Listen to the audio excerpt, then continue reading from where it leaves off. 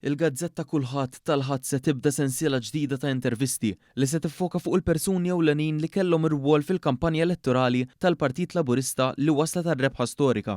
Din is-sensiela qed tiddaħħal bħala parti minn tiġdid fil-format tal-pubblikazzjoni bilan li l-qarrejja jingħataw aktar ħarsa diretta lejn il-ħidma li saret minn wara l-kwinti matul il-kampanja. Dwar dan tkellimna mal-kap tal-komunikazzjoni u kelliema tal-Partit Laburista Norma Saliba. Waħna rridu nanticipaw anka x'inhuma dawn ix-xejriet billi propju aħna nkunu hemmhekk ħalli nkunu nistgħu nibqgħu nwasslu l-messaġġ tal-partit għaliex sal-kampanja elettorali ridna illi l-nies jiffurmaw l-opinjoni tagħhom għalfejn għandhom jażlu l-Partit Laburista. Missa li jażlu l-Partit Laburista, aħna rridu illi n-nies issa jifmu iktar il-ħidma li se jkun qed jagħmel Gvern Laburista.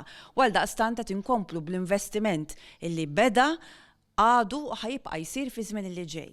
L-ewwel intervista f'din is-sensiela se tkun mal-kap eżekuttiv Laburista Leonid McKay. Matul din l-intervista huwa se jagħti ħarsa personali lejn l-esperjenza tiegħu fil-kampanja fejn jitkellem dwar l-ambjent intens fil-kwartieri u l-esperjenzi pożittivi li għadda minnhom. Iżda jispjega wkoll kif dejjem żamm f'moħħu tfulija tiegħu, familja politikament imħalta u l-impatt li l-politika tista' tħalli fuq ir-relazzjonijiet tal-familja. Jirrakkonta xi ħaġa interessanti ferm, xi ħaġa personali illi permezz tagħha naħseb jiena ħajgħaddi messaġġ għaliex pratikament rajna kampanja pjuttost li kienet ibbilanċjata ħafna, kienet paċifika ħafna, imma għaliex għax wara t-tim ta' campaigners tal-Partit Laburista għarfu li ma jkunx hemm attakki personali. Din is-sensiela se tkompli matul il-ġimgħat li ġejjin b'intervisti ma' aktar persuni li kellhom ir-rwol ewlieni fil-kampanja fil-Gazzetta tal-Partit Laburista Kulħadd.